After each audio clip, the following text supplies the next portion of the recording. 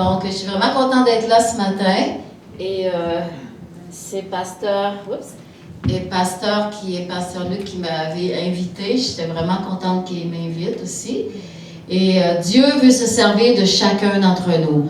Parce que quand on sort, quand on entre, quand on sort, on a toujours Dieu en nous, la présence de Dieu en nous. Donc, ça veut dire qu'on est des représentants de Jésus. Amen. Et on doit être des bons représentants de Jésus. Pas seulement en public, mais à la maison aussi. On doit être les mêmes en privé comme en public. Et Dieu veut se servir de chacun de nous. Et souvent, on sous-estime ce qu'il veut faire avec nous. Et il y a des gens qui disent, oh, moi, j'ai pas de talent, moi, je suis comme ci, je suis comme ça. Il y a des gens qui m'ont dit, ah, toi, t'es petite. Oui, mais j'ai le format que Dieu m'a donné. Donc, il m'a donné 5 pieds et 3, puis j'ai perdu un pouce, donc il m'a 5 pieds et 2. Et c'est pas grave, n'importe quel format peut servir Dieu. Amen. Et qu'on soit gros, grand, petit, moyen, n'importe quoi, Dieu, il s'occupe pas de ça, il s'occupe de notre cœur. Et il veut vraiment qu'on le serve avec tout notre cœur. Donc, on va lire des versets. Est-ce que, Pasteur Luc, tu peux... Ah non, c'est moi qui change les versets. As-tu là? Non, je l'ai, oui, c'est ça. OK. Donc, je vais essayer de... Parce que je ne suis pas habituée avec ça. OK. Donc, on va lire dans les Actes des Apôtres, le chapitre 27, versets 14 et 15. Mais bientôt, un vent impétueux qu'on appelle Eurachylon se déchaîna sur l'île. Le navire fut entraîné sans pouvoir lutter contre le vent. Et nous nous laissâmes aller à la dérive. Donc, ça peut arriver qu'on passe par des tempêtes et qu'on n'ait plus aucune force de résistance, qu'il nous reste juste à se laisser aller à la dérive. Ça arrive parfois. Par exemple, quand il y a des ouragans, et en Haïti, c'est arrivé souvent qu'il y avait des ouragans, sauf que les montagnes de la République dominicaine, quand ça venait par la République, les montagnes stoppaient l'effet de l'ouragan. Donc, c'était quand même assez bien à Port-au-Prince, où on habite dans la capitale d'Haïti. Mais parfois aussi, on a passé des nuits qu'on avait peur parce que le vent soufflait tellement fort et puis la maison est comme si elle valsait. Donc, on avait un peu peur. Et dans le verset 18, comme nous étions violemment battus par la tempête, le lendemain, on jeta la cargaison à la mer. Et le soleil et les étoiles ne parurent pas pendant plusieurs jours. Et la tempête était si forte que nous perdîmes enfin toute espérance de nous sauver. Et au verset 22, maintenant, Paul dit, je vous exhorte à prendre courage, car aucun de vous ne périra, et il n'y aura de perte que celle du navire. Et un ange de Dieu à qui j'appartiens, que je sers, m'est apparu cette nuit, et m'a dit, Paul, ne crains point. Il faut que tu comparaisses devant César, et voici Dieu t'a donné tous ceux qui naviguent avec toi. Paul dit aux centeniers et aux soldats, si ces hommes ne restent pas, là je ne sais pas si je suis là je ne sais pas si je fais suivre en même temps, si ces hommes ne restent pas dans le navire, vous ne pouvez être sauvés. Alors les soldats coupèrent les cordes de la chaloupe et la laissèrent tomber. Je pense que je suis en retard. Ok, merci. Tu l'as changé, ok. Et verset 43-44, il ordonna à ceux qui savaient nager de se jeter les premiers dans l'eau pour gagner la terre, et aux autres de se mettre sur des planches ou sur des débris du navire. Chapitre 28, 1 à 2. Après nous être sauvés, nous reconnûmes que l'île s'appelait Malte. Les barbares nous témoignèrent une bienveillance peu commune. Paul, ayant ramassé un tas de broussailles, l'ayant mis au feu, une vipère en sortit par l'effet de la chaleur et s'attacha à sa main. Quand les barbares virent l'animal suspendu à sa main, ils se dirent les uns aux autres, assurément cet homme est un meurtrier, puisque la justice n'a pas voulu le laisser vivre après qu'il a été sauvé de la mer. Et Paul secoua l'animal dans le feu et ne ressentit aucun mal. Ces gens s'attendaient à le voir enfler ou tomber mort subitement, mais après avoir longtemps attendu, voyant qu'il ne lui arrivait aucun mal, ils changèrent d'avis et dirent que c'était un dieu. Donc, ça passait de le voir comme un criminel à un dieu. Et souvent, j'ai raconté que quand on est d'abord allé en Côte d'Ivoire en 1986, et on a beaucoup aimé la Côte d'Ivoire. C'est vraiment un beau pays. Et on habitait à quelques minutes des plages aussi, donc c'était assez intéressant pour les jours de congé. Mais notre maison, la maison qu'on avait louée, elle était entourée, à droite, c'était la forêt équatoriale et en arrière aussi. Donc, il y avait beaucoup de serpents. Et je sais qu'il y a des gens qui m'ont dit qu'eux, ils habitaient en Afrique, ils n'ont jamais vu un serpent. Mais pour nous, on a tué environ 52 serpents la première année qu'on était dans la maison. Puis après ça, mon mari a engagé quelqu'un qui a coupé, je parle encore en pieds, bien que je connais les mètres, mais sur à peu près 200 pieds, il a coupé tout ce qui existait comme arbres, végétation, pour qu'on ait la paix aussi avec les serpents. Mais le Seigneur nous a toujours gardé, il n'y a rien vraiment qui nous est arrivé. Si je pense, par exemple, mes enfants, parfois, ils devaient prendre un petit sentier pour aller à l'école, et ils prenaient un petit sentier pour aller à l'école, et puis dans le sentier, ma petite fille, elle a marché sur un serpent, il n'y a rien arrivé. Un autre matin, on m'a dit que mes enfants, des fois, ils marchaient seuls pour aller à l'école, et un autre matin, ils ont dit qu'ils ont tué un crocodile dans le sentier. Puis une autre fois, il y avait une personne qui était mentalement malade aussi. J'essayais de ne pas les laisser aller seuls, mais je pense j'avais plus peur qu'eux de marcher dans le sentier. Donc, j'essayais de les réconforter, mais je pense que c'est eux autres qui me réconfortaient. Et donc, Dieu nous a mis dans cette situation que je ne sais pas pourquoi, que la maison de la mission des Assemblées de Dieu américaines a été construite près de la jungle, dans la forêt, disons. Et c'est comme ça qu'on a appris à vivre à apprivoiser comme le danger. Tu sais, c'était pas un si grand danger parce qu'ils ont peur aussi de nous, les serpents. Comme par exemple, je sais qu'il y a des gens ici que peut-être vous avez vécu en Afrique, vous avez peut-être des expériences avec les serpents. Mais pour moi, c'était quelque chose de c'était très difficile de vivre avec des serpents. Les premiers mois, j'entrais dans la maison, puis on avait tout changé, les moustiquaires, puis tout était là. Et puis, je m'en allais vite dans la voiture. On allait faire les courses, je revenais, je rentrais vite à la maison. Et puis, ça, c'était les premiers mois. Mais après, on s'est habitué. Mais quand on est aussi arrivé là-bas, c'est une autre culture. Donc, on était là pour 48 mois sans rentrer au Canada. Donc, 4 ans. Et puis, mon mari et moi commençait à compter les mois. Donc, il disait, il nous reste 42 mois, 41 mois, 40 mois. Comme si on avait été condamné à une peine de prison de 48 mois. Et puis, après ça, on a commencé à s'habituer, dire, bon, tu sais, c'est ça, c'est la vie ici. Puis, lui, il était souvent il allait souvent prêcher en brousse profonde. Il y avait des gens qui marchaient des fois 2 jours, 3 jours pour venir aux conférences. Donc, parce qu'il marchait tellement, il s'attendait à voir la gloire de Dieu. Il s'attendait à Dieu. Et c'est là, dans tout ça, que Dieu s'est manifesté. Il y a eu beaucoup, beaucoup de guérisons. Mais des sourds, des muets, des aveugles, et beaucoup, beaucoup de guérisons qui se sont passées. Parce que quoi? Parce qu'il était prêt à marcher. Et nous, des fois, on dit, oh, il y a une tempête de neige, je ne vais pas aller à l'église ce matin, il fait froid. Mais eux, imaginez qu'ils marchaient pendant 2 jours, 3 jours, en chantant, puis en dansant, puis ils étaient joyeux. Puis des fois, ils tuaient un bœuf pour nourrir tout le monde. Il y avait des gros sacs de riz. Et puis une fois, moi, je ne pouvais pas trop aller avec lui parce que j'avais un bébé, puis j'avais 2 jeunes enfants à part ça. Donc, avec 3 enfants. Mais quand on faisait près de la maison, j'allais avec lui. Puis un soir, on a présenté le film. Il travaillait avec le film Jésus. Puis, notre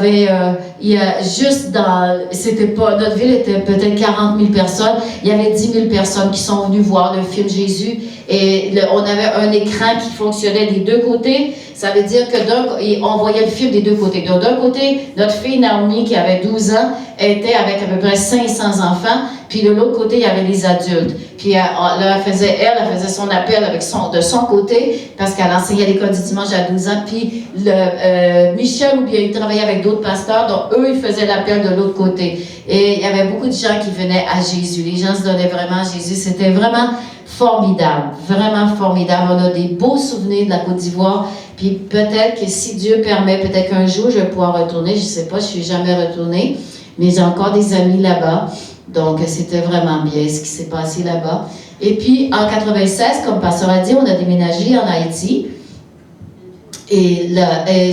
Moi, j'avais dit au Seigneur que j'ai enseigné l'école du dimanche toute ma vie. Je ne vais plus enseigner l'école du dimanche. J'ai laissé tous mes livres d'école du dimanche au Canada. Et quand on est arrivé là-bas, le Seigneur nous a parlé pour les enfants. Donc, il fallait que j'allais enseigner l'école du dimanche. Mais c'était très, très différent. Et l'ennemi est toujours à venir nous attaquer. Puis on doit vraiment se parer contre les attaques. Donc, 8 mois après notre arrivée, une nuit, notre chien, on avait un chien, un Rottweiler, un gros chien, et il aboyait, puis il aboyait, puis il aboyait. Il était minuit. Puis ce soir-là, je ne m'étais pas endormie. Donc, à minuit, je ne dormais pas. Mais là, je l'entendais aboyer, puis aboyer, puis aboyer. Puis tout à coup, on entend « pam, pam » dans notre cour. Et là, ils ont tiré le chien, puis ils ont tiré notre gardien. Mais ils l'ont tiré dans le pied. Notre gardien a été tiré dans le pied, donc il a survécu. Le chien est tombé à terre. Et là, nos portes étaient en bois. Donc, il n'y avait pas de porte en fer. Donc, avec une barre à clous, ils ont ouvert la porte. Mais premièrement, ils ont frappé à la porte. Comment on va ouvrir à des voleurs? Est-ce que vous êtes imaginé quelqu'un qui frappe à votre porte, vous savez, ils viennent de tirer, puis est-ce que vous allez leur ouvrir? Bon, on n'avait pas le choix. Donc, mon mari et moi, on s'est mis devant la porte. D'abord, je suis descendue en bas, chercher Naomi, parce qu'elle était à genoux. Elle les avait entendus. Il avait passé dans sa fenêtre d'ailleurs, puis elle pleurait. Donc, je lui ai dit, monte avec Max. Il était petit. Max avait 9 ans, je pense. Puis Naomi, elle souffrait de malaria, donc depuis quelque temps, donc elle n'était pas en bonne forme. Et là, ils ont ouvert la porte, ils sont entrés, et puis il y avait 2 pistolets. Ils ont mis un pistolet sur la tête de mon mari pendant presque tout le temps qu'ils ont été là. Et puis, il y avait, le voisin a appelé la police. La police a dit qu'il n'y avait pas de gasoline dans leur voiture. Donc, il n'y avait jamais de gasoline pour venir. Donc, ils ne sont jamais venus. Donc, ils ont fait 1h30 de temps dans la maison. Et puis, mon mari, je ne raconterai pas tous les détails, mais sauf que mon mari avait un pistolet sur la tête. Okay? Donc, à un moment donné, il m'a dit où est-ce qu'il voulait aller. Il y avait un guest house sur le même terrain. Il m'a demandé où est la clé. Puis j'ai dit, je ne sais pas où est la clé. Parce qu'il pensait qu'il allait aller l'exécuter dans le guest house. Donc, j'ai dit, je ne sais pas où est la clé. Et puis il m'a dit, j'ai jamais entendu ça. Parce que j'entendais rien, je ne comprenais pas ce qui se passait. Je disais, Seigneur, est-ce que c'est possible? On est chrétien, tu permets ça, que ça nous arrive. On te sert, comment ça se fait? Puis là, j'avais tous mes arguments dans ma tête. Comment ça se fait que ça se passe comme ça? Puis là, il m'a dit, je te verrai au ciel, mais je n'ai pas entendu. Fait que c'est une bonne chose parce que je l'ai revu après. Puis tout de suite après, pendant plusieurs années, donc Dieu est bon. Et donc, ils sont allés dans le guest house, ils cherchaient de l'argent, puis ils disaient, donne-moi mon argent. Puis on n'avait presque rien, donc on pouvait pas. Donc, ils ont pris tout ce qu'ils pouvaient prendre, puis ils sont partis. Ils sont partis 1h30 plus tard. Et à 3h du matin, ils sont rentrés à 1h. À 3h du matin, les Nations Unies sont arrivées avec la police haïtienne, armés jusqu'aux dents. Puis, ils ont dit, ils sont partis. Donc, on a dit, restez parce qu'on était stressés. Là, ils ont dit, non, ils ne vont pas revenir. Et puis là, on savait où ils habitaient. Quelqu'un nous a dit, mais les nuits suivantes, on n'a pas dormi. Parce que nous, on est allés vivre chez une missionnaire américaine, Naomi, Max et moi. Et Pierre et Michel sont restés à la maison. Je ne sais pas ce qu'ils faisaient à la maison, mais il n'y avait plus de lock sur la porte. Donc, on ne dormait plus. On ne dormait pas. On avait peur juste qu'ils vont venir ou quoi que ce soit. Et on savait où ils habitaient. Quelqu'un nous a dit, on sait où ils habitent. Dans ce temps-là, les Marines, les Américains étaient là dans la ville. Et ils ont dit à un missionnaire américain, dites-nous où est-ce qu'ils habitent. Puis là, on a dit non. On a dit, on ne peut pas dire ça parce qu'ils vont venir se venger sur nos enfants. Mais les enfants vont à l'école le matin. Je ne veux pas qu'ils viennent nous attaquer. Donc, on a dit, Dieu va nous justifier. Dieu va nous justifier. Et les policiers ont dit, on a fait une déposition à la police, mais ils ont dit, c'est ça, tout le monde a peur de dire où ils sont. Donc, on peut rien faire, on ne peut pas aller les chercher. Puis, de toute façon, Dieu, j'espère pour eux qu'ils ont été sauvés. Parce que mon mari, pendant qu'il avait un pistolet sur la tête, il a demandé au chef de la bande, est-ce que je peux te parler? Et il a dit, est-ce que je peux me lever? Parce qu'il était assis sur le lit et moi, j'étais debout dans la chambre, puis je regardais ça, puis je disais, ça n'a aucun sens. J'étais juste à raisonner, ça n'a aucun sens. J'osais pas parler. J'ai juste dit Jésus à faible voix. Et puis là, il a dit, est-ce que tu sais où tu vas aller si tu meurs?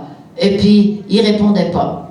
Il dit, et il était brave, avec un pistolet sur la tempe, tu sais. Il dit, moi, je sais si je meurs, je sais où je m'en vais. Mais toi, est-ce que tu le sais? Il a dit, non, je ne sais pas. Puis là, il a commencé à y témoigner. Puis là, le chef de la bande, il a commencé à trembler, OK? Il tenait le pistolet, mais il tremblait. Puis là, il a dit aux autres, il dit, OK, on s'en va. Puis ils sont partis. Comme ça qu'ils sont partis. Juste parce qu'il a témoigné Jésus. Donc, Jésus est puissant. Okay? Le nom de Jésus est puissant.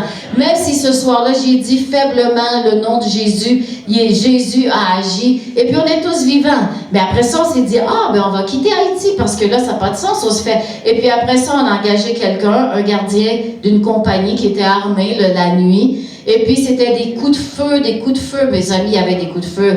150 coups de feu par nuit. On dirait qu'on était dans un western, là. Un film western, en tout cas. C'est puis le gardien tirait en l'air, puis là, il voulait aussi montrer comment il était bon gardien, donc il en inventait aussi, il disait, dans la nuit, il y a quelqu'un qui est monté dans l'arbre, qui est dans la rue, puis il regardait ici, dans la cour, puis on avait reçu une équipe qui venait nous aider à travailler. Et ce soir-là, il y a eu vraiment beaucoup de coups de feu. Donc, l'équipe était dans le guest house au 2e étage. Et puis là, ça tirait. Mais c'était pas dans notre cour, ça tirait tout autour. Fait que là, on a dit, bon, c'est juste une question de temps, peut-être qu'on va se faire attaquer. On sait pas. Puis là, il y en a un qui il met ses pantalons, il met ses souliers. Puis là, les autres, ils disent, mais où est-ce que tu t'en vas? Puis là, il s'est mis dans la fenêtre du guest house. Puis là, le gardien était juste en bas de la fenêtre, puis il a tiré un coup de feu en l'air. Puis là, il est tombé à terre, puis il a rampé jusqu'à son lit. Les autres ont dit, tu peux pas sortir dehors quand il y a des coups de feu comme ça. Tu vas, attends. Puis le matin, ils sont partis, puis ça s'est levé. Donc, c'était comme ça, vraiment. Ben, on peut pas dire vraiment que ça a changé dans les derniers mois où j'étais en Haïti. C'est-à-dire, on est retourné en Haïti le 1er octobre, je pense, 2024.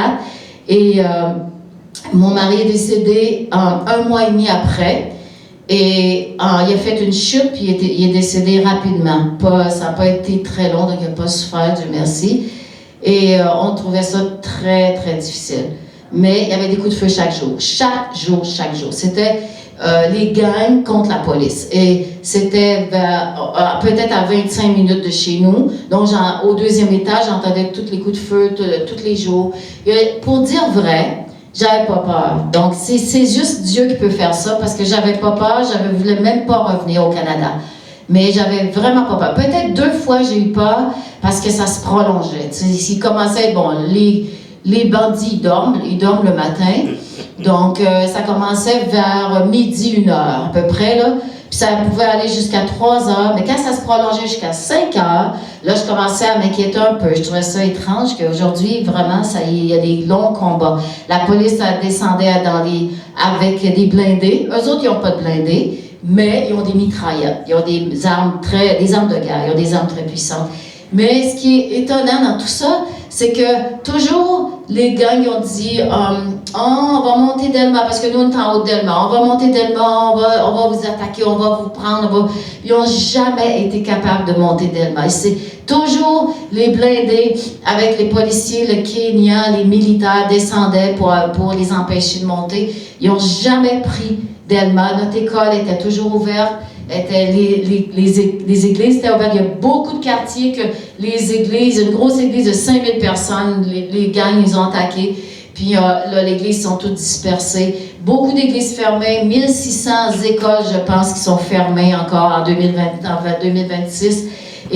Mais Dieu, il fait grâce pour nous. Je ne dis pas qu'on est mieux que les autres, mais souvent, ce qu'on priait devant Dieu, on disait au Seigneur, et avant de sortir, on disait « Rends-nous invisibles. Rends-nous invisibles aux yeux des gangs. » Et puis, En tout cas, c'est par la grâce de Dieu. Je sais il y aurait pu nous arriver un malheur, mais par la grâce de Dieu, il nous a protégés. Et je pense qu'on doit faire des prières aussi qui sont vraiment, tu sais, ciblées sur une situation. Tu sais, si on dit Seigneur protège-nous, ben on peut donner plus d'informations. Tu sais, on peut dire qu'on ne soit pas kidnappé. Puis on n'a pas été kidnappé. Dieu merci, Dieu est tellement bon. En tout cas, on peut dire amen. Hein? Pour ça, amen, tellement bon.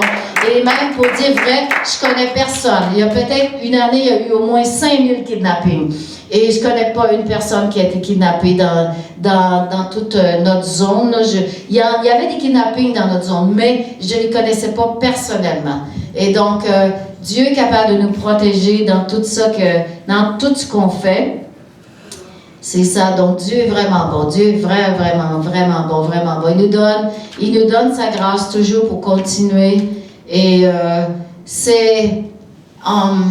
je pense que c'est William Carey qui a dit qu'il voulait investir sa vie, pas pour des choses périssables, mais pour les choses qui vont persister, qui vont rester. Et si on investit notre vie, il n'y a absolument rien de mal de s'acheter des meubles, une belle voiture, il n'y a absolument rien de mal. Mais on doit avoir aussi en vue que notre vie, c'est pour les gens. On est là pour les gens. On n'est pas là juste pour des beaux meubles et puis on n'est pas là pour quoi que ce soit d'autre, mais notre vie, elle doit être investie pour les gens, dans le royaume de Dieu. Et c'est ça qui est important.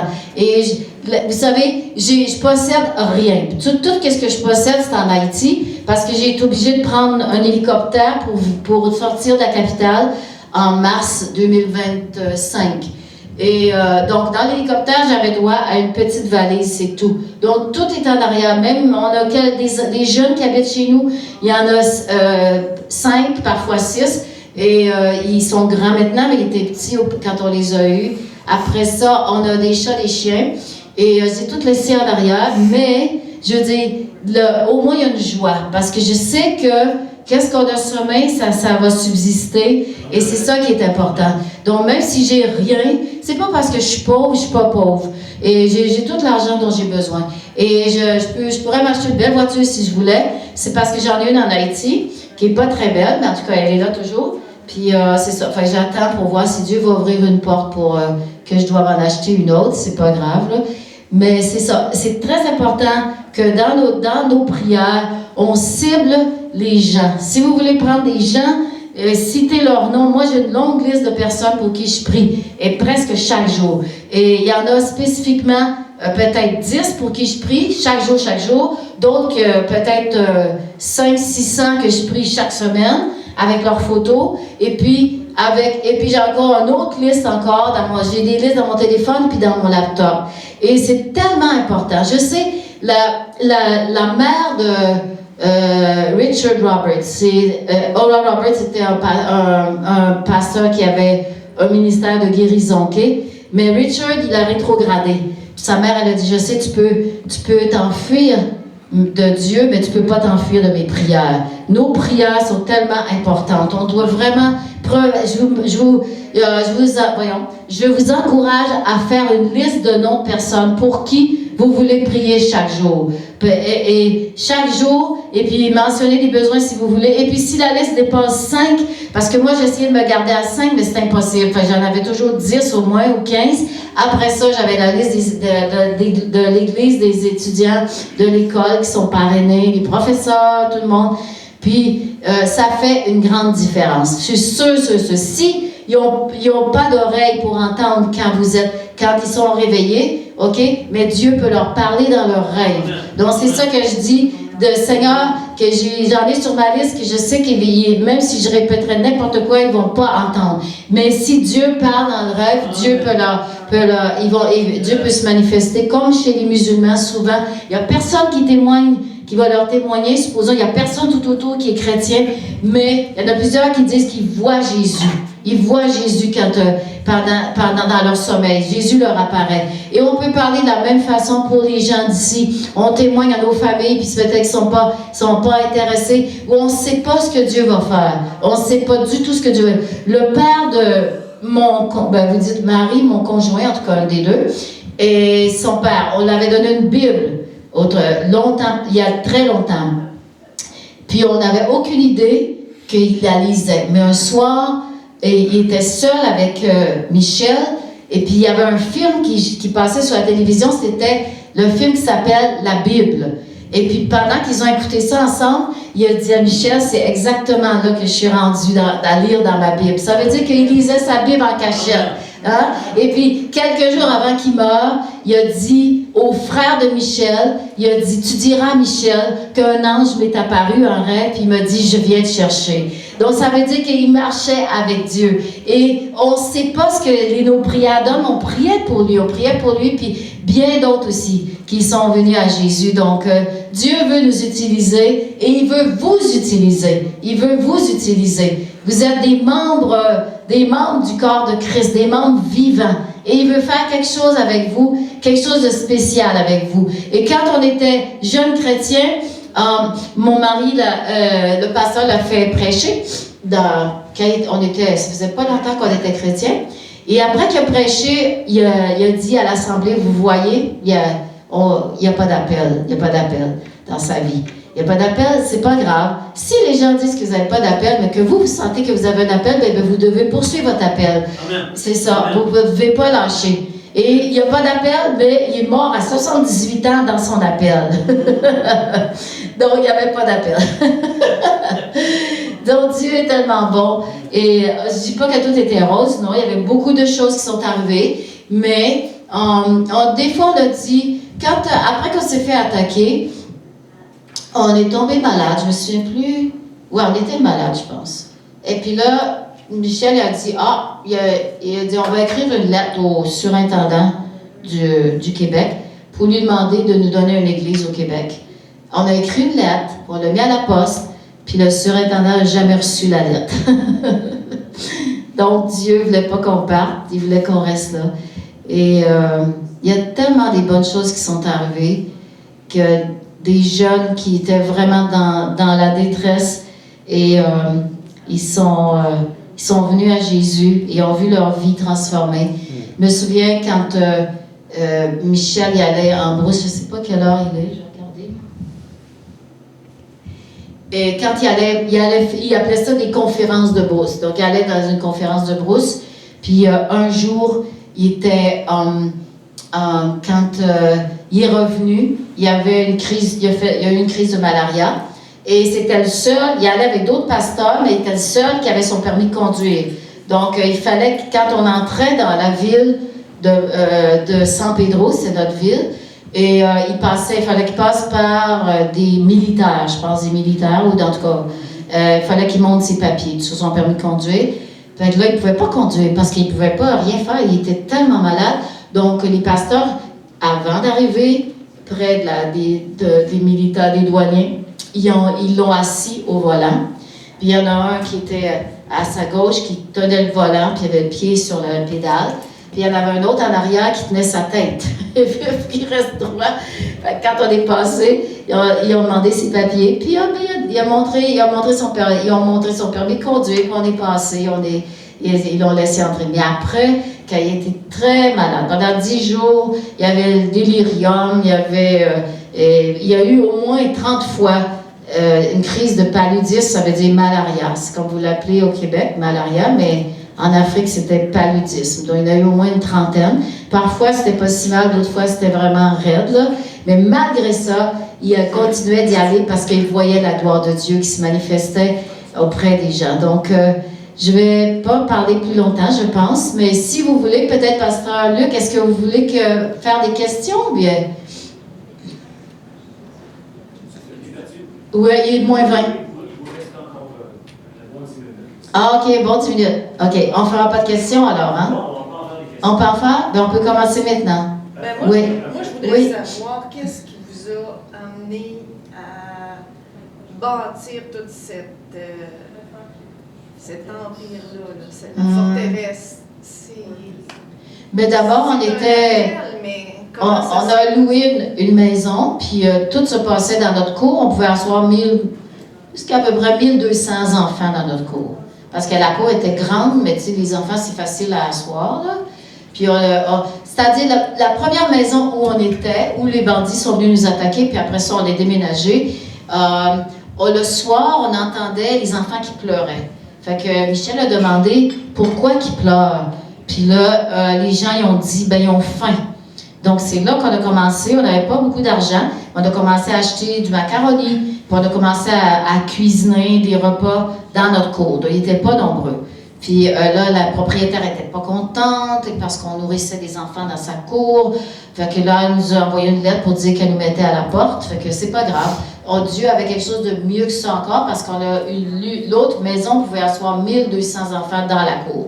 Donc là, le propriétaire a dit, vous pouvez nourrir tous les enfants que vous voulez. Donc c'est comme ça que ça a commencé, que c'est ça. Ouais. Puis Dieu avait donné une vision à Michel. Il avait donné une vision du petit arbre et du gros arbre. Puis le petit arbre, s'il pousse croche, tu peux le redresser facilement. Mais le gros arbre, s'il pousse croche, même si tu le redresses, il peut casser. Donc, c'était ça. Là, on voyait, c'était les enfants. Dieu voulait qu'on s'habille. Ils étaient partout. Ils étaient partout. Puis ils rentraient, quand ils venaient, ils rentraient en courant dans la cour. Ils étaient tellement contents. Mais c'est sûr qu'on leur donnait à manger après, là. Fait qu'ils étaient vraiment contents, oui. C'est ça. Il y a une autre question?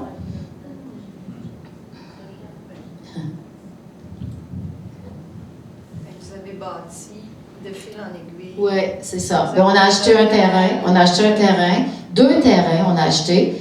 Puis après, il a commencé à bâtir l'église, je veux dire, d'abord, parce que l'église est sur 3 étages. Puis là, il y a eu, quand on commençait à construire, il y a eu le tremblement de terre, où à peu près 250 000 personnes sont mortes. Un tremblement de terre en 2012, je pense. Ouais. Je pense que c'est 2010, pardon. En 2010, oui. C'est ça. Fait que là, mais on n'avait pas eu de dommages vraiment sur les buildings qu'on construisait, ni même sur notre maison. Il n'y avait pas eu de dommages. Sauf qu'il y a eu au moins une centaine de secousses après. Donc, on avait été informé qu'il fallait dormir dehors, pas dans la maison, mais dehors. On dormait. Il y avait des journalistes parisiens qui étaient sur notre terrain, qui étaient venus pour faire un reportage. Et nous, on dormait dans le camion, mais on se faisait dévorer par les moustiques. Donc, on a dit, bon, mais on va dormir près de la porte en dedans parce qu'on ne peut pas dormir dehors, on se fait trop piquer. Donc, c'était comme ça. Mais les rues, beaucoup de... Quand on était en République dominicaine pour une retraite, quand c'est arrivé, on est revenu quelques jours après, puis ça sentait juste la mort dans les rues. Les cadavres étaient empilés sur le trottoir, puis là, les camions passaient avec une pelle mécanique pour les mettre dans le camion, puis ils faisaient des fosses communes, puis ils mettaient là. Tellement qu'il y avait des gens que c'était vraiment terrible, le tremblement de terre. Mais on n'était pas là, mais quand même, on a eu des secousses après, des grosses secousses après aussi. Ouais. Est-ce que vous avez donné la confiance au Seigneur? Si on a perdu la confiance? Non, la confiance du Seigneur aux enfants? Si on leur a donné? Oui. Bien, on espère, oui. On espère leur avoir donné. Est-ce qu'ils ont tout accepté, la plupart? Oui, bien, ils acceptent le Seigneur, mais après ça, il y en a qui acceptent le Seigneur 5 fois. Ils ne se rappellent pas qu'ils ont déjà donné leur vie à Jésus, ou ils ne comprennent pas peut-être. Ouais. Il y en a qui acceptent plusieurs fois. Il y en a plusieurs qui ont accepté le Seigneur, oui. OK. Ouais. Et comment s'est fait le partenariat avec Erdo pour que le parrainage s'installe de façon... Bien, on avait, voilà, c'était le responsable d'Erdo qui était chez nous quand les enfants pleuraient. Il est venu, puis comme le jour qui est arrivé avec un pasteur je pense, du Nouveau-Brunswick, comment ça s'appelle, dans les poteaux, pas les autres ils disent la chaudière, le transformateur. Le transformateur a explosé. Et là, on a été sans électricité tout le temps qu'ils ont été là, et même après. Puis là, le responsable d'Erdo, il dit, vous aviez tout manigancé ça parce qu'on ne pouvait plus dormir. Presque, il faisait tellement chaud, il n'y avait pas de ventilateur, pas d'électricité. Puis, mais c'est lui qui a demandé à Michel pourquoi les enfants pleurent. Puis là, il a dit oui, parce qu'ils ont faim. Et là, il a dit, OK, je vais commencer, je vais vous donner 500 $ par mois. C'est comme ça qu'on a commencé. Puis après ça, il y a eu des dons qui sont rentrés. Fait puis les équipes qui venaient, ils apportaient toutes sortes de choses, puis ils apportaient de l'argent pour qu'on nourrisse les enfants. Donc, on leur donnait 2 repas chauds par semaine. C'est pas beaucoup peut-être, mais si vous en avez, supposons 800 un jour, puis le lendemain, 2-3 jours après, un autre 800. Bon, des fois, on en nourrissait jusqu'à on servait peut-être 2000 repas par semaine. Puis c'est comme ça que, ouais, c'est ça, c'est fait connaître, là, qu'on nourrissait les enfants, c'est ça. C'est comme ça que ça a commencé, ouais. Fait que Dieu avait envoyé, c'était Don Raymer, le responsable d'Erdo. Dieu l'avait envoyé juste au bon moment, mais on a manqué d'électricité tout le temps qu'il était là. Puis il pesait 300 livres, donc je dis qu'il souffrait beaucoup de chaleur. Depuis le tremblement de terre, est-ce que ça s'est reconstruit beaucoup? Oui, ça s'est pas mal reconstruit, oui. Ben, il y a beaucoup de maisons parce que peut-être il n'y avait pas, tu sais, ils n'ont pas d'argent parce qu'on construit en béton armé. Ça veut dire que c'est du fer, chaque colonne. Bon, je pense que le minimum qu'on peut mettre, c'est, je pense, c'est 4 fers, c'est des rebars. C'est 4 ou 6, je ne sais pas, là. Oui, c'est ça, des rebars, oui. Mais nous, on en mettait 12, on a mis 12 pour pas. Puis Michel, il y avait toujours à chaque building qu'il a construit, il y avait toujours un mur complet en béton, tu sais, qui était vraiment contre les tremblements, anti-séisme, c'est ça. Fait que donc, ça va, je pense pas que ça va tomber. Mais parce que les gens n'ont pas d'argent. Ensuite, il y a 2 sortes de rebars. Il y en a qui sont lisses, puis il y en a qui ont des chevrons comme. Ouais, c'est ça. Bon, puis on a vu une église qui était tellement belle, en tout cas, 3 étages, puis elle s'est complètement effondrée. Puis on a regardé les barres, c'est des barres lisses qu'il y avait. Donc, c'est ça. Fait que ça n'a pas résisté au tremblement de terre, c'est ça. Puis la maison qu'on loue, c'est une maison qui est construite sur le roc. Notre quartier est sur le roc. Donc, tu sais, la Bible parle, tu sais, la maison sur le sable, puis la maison sur le roc. Donc, Dieu, c'est ça. Dieu nous avait dit, il nous a montré que c'était cette maison-là qu'on devait louer. Comment? C'est prophétique. Ouais, c'est ça. La maison sur le roc. Ouais.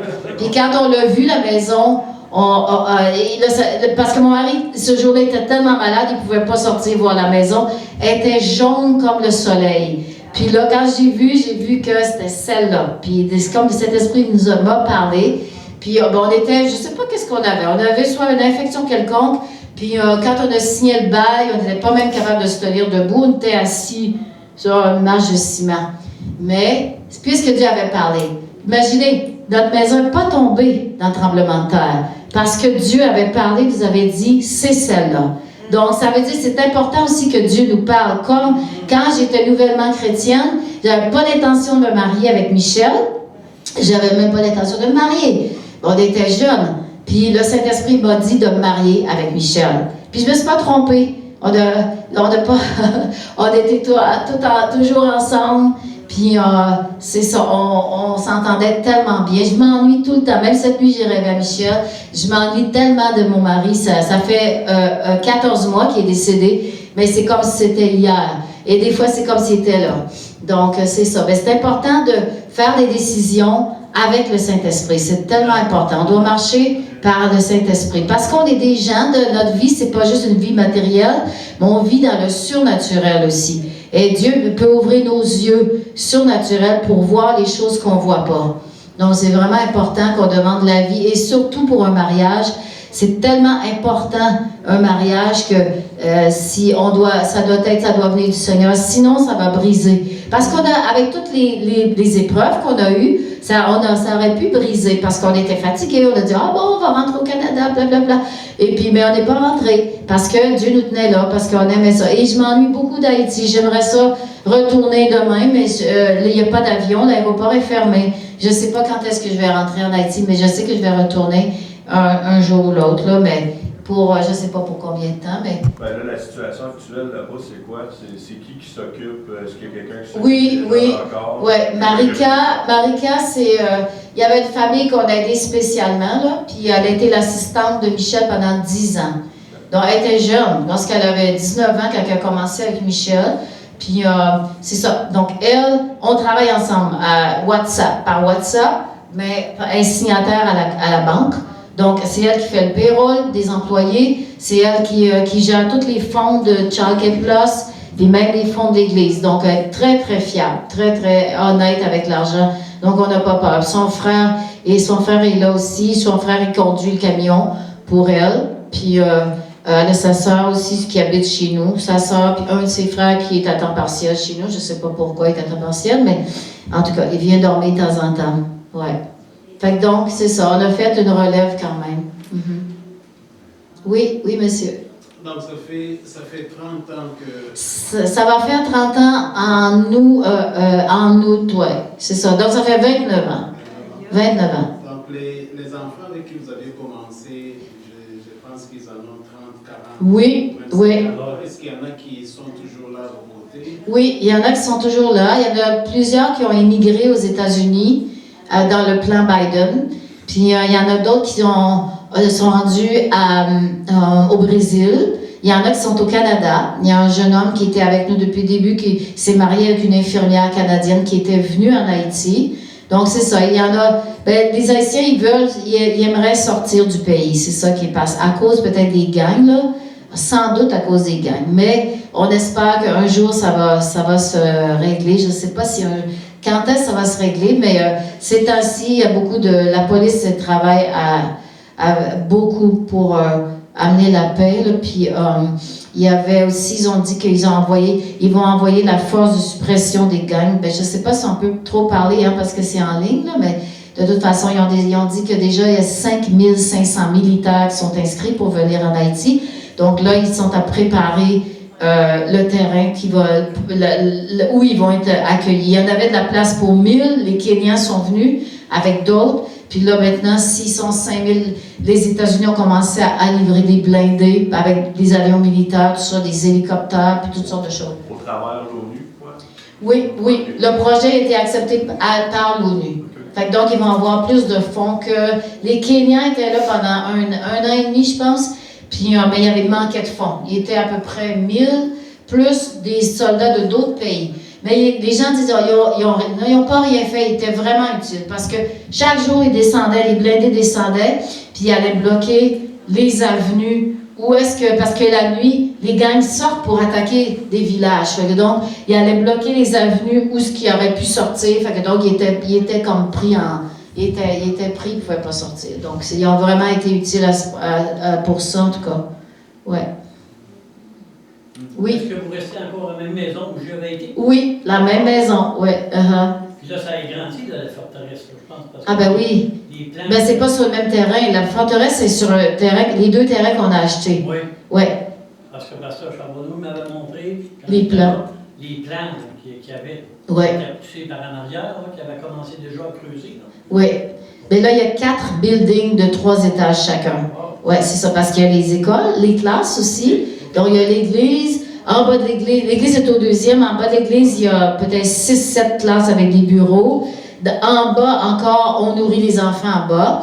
Puis après ça, il y a un building de 3 étages avec 12 classes. Après ça, à côté, il y a un building avec des bureaux, avec peut-être, je ne sais pas s'il y a une classe aussi. Puis Michel avait construit déjà 5 chambres qui sont toutes finies, avec 4 salles de bain et douche parce qu'il voulait recevoir des équipes. Puis il avait commencé un appartement, c'est dans l'appartement qu'il est tombé. On ne sait pas trop comment il a tombé, mais il est tombé. C'est ça. Il est décédé après, 2h, 3/4 après. Ouais. Et moi, j'étais à Pétillonville, j'étais dans une autre localité à côté, puis j'étais à Sou, j'étais partie avec Assou à Pétillonville, et puis là, ils m'ont appelé, ils ont dit, viens vite, parce que Michel est tombé, il n'est pas bien, appelle au Canada, puis qu'ils viennent le chercher. Puis là, moi, je ne croyais pas que c'était si grave que ça. Puis là, Assou était parti à côté de Pétillonville, puis là, au lieu de venir me chercher, il est allé directement à l'hôpital, à Delma. Puis après ça, donc quand je suis arrivée, il était déjà décédé. C'est ça. Ils m'ont appelé en route pour dire qu'il est décédé. Fait que donc, c'était pas une belle journée dans ma vie, mais au moins, il a pas trop souffert. Parce que je sais que la radiographie a montré qu'il y avait 5 côtes cassées, puis il saignait abondamment en arrière de la tête. Là, il est tombé sur le dos, sur un plancher de ciment. Puis il saignait beaucoup. Puis là, c'est ça. Il faisait des radios malgré qu'il était mourant. Tu sais, je pense pas que c'était une très bonne idée, là. Mais de toute façon, je pense pas que... Mais il disait... j'étais pas là, mais les gens m'ont dit... Ils disaient « Oh, merci Jésus. » Après ça, il disait « J'ai mal, gloire à Dieu. » Puis après ça, il perdait connaissance. Puis il se réveillait, puis il disait à peu près les mêmes paroles. Puis il perdait connaissance. Puis finalement, il est parti. Ouais.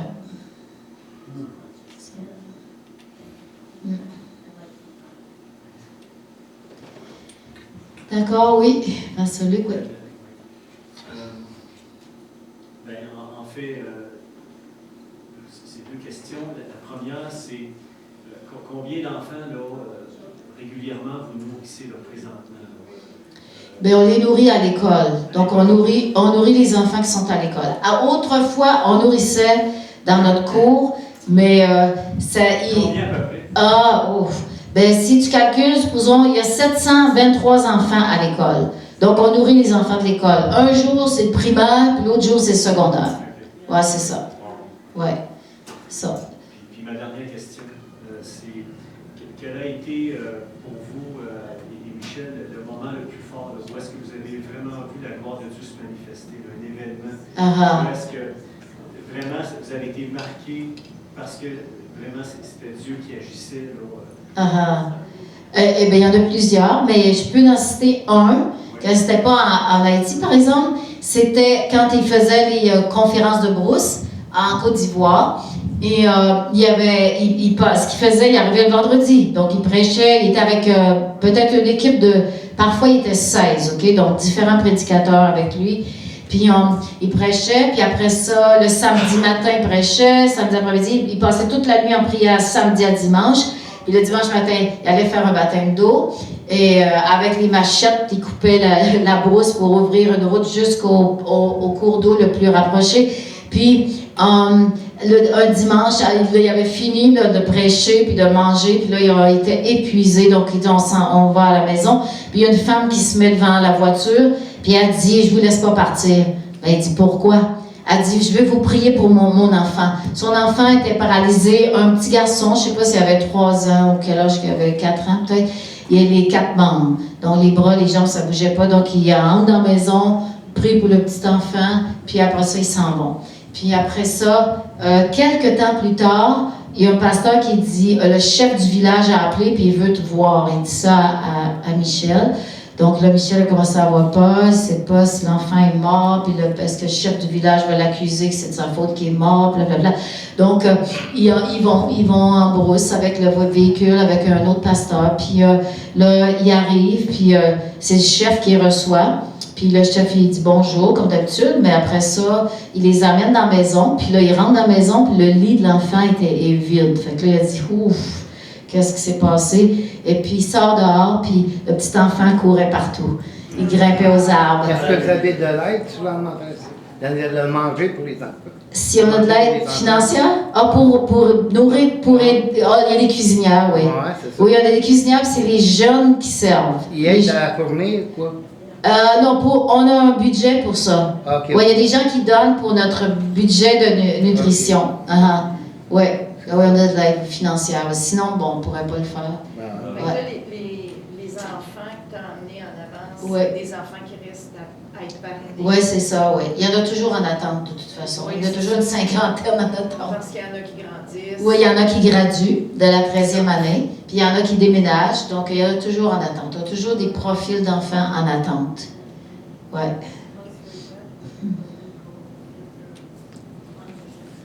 Bon, alors si c'est comme ça, on peut finir par la prière peut-être?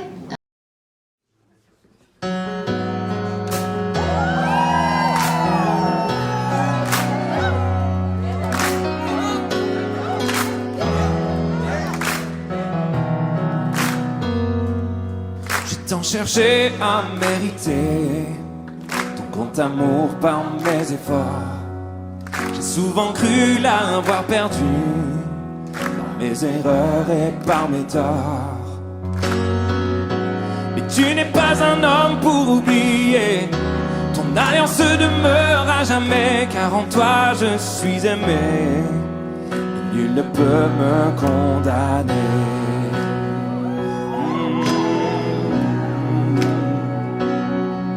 Toujours là pour moi, tu ne changes pas.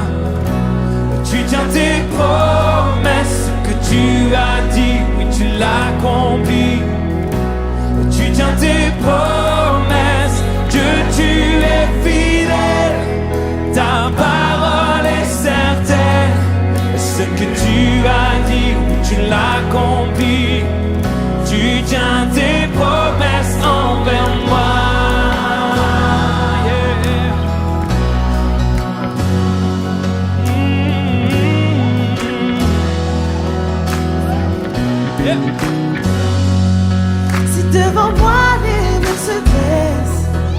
que la peur vient m'accabler.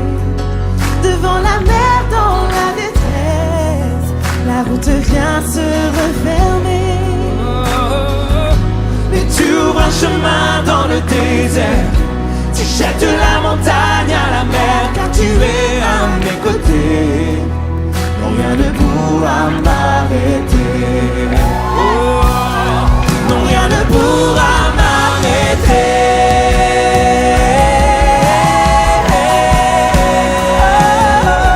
Toujours là pour moi, tu ne changes pas. Tu tiens tes promesses, ce que tu as dit, tu l'accomplis. Tu tiens tes promesses, Dieu, tu es fidèle. Ta parole est certaine, ce que tu as dit, tu l'accomplis. Tu tiens tes promesses envers moi. Tu tiens tes promesses envers moi.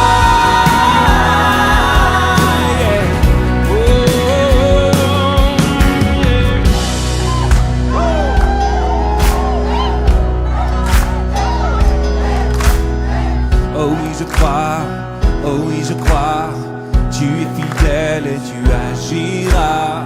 Oh oui, je crois, oh oui, je crois, ce que tu dis, oui, tu le feras.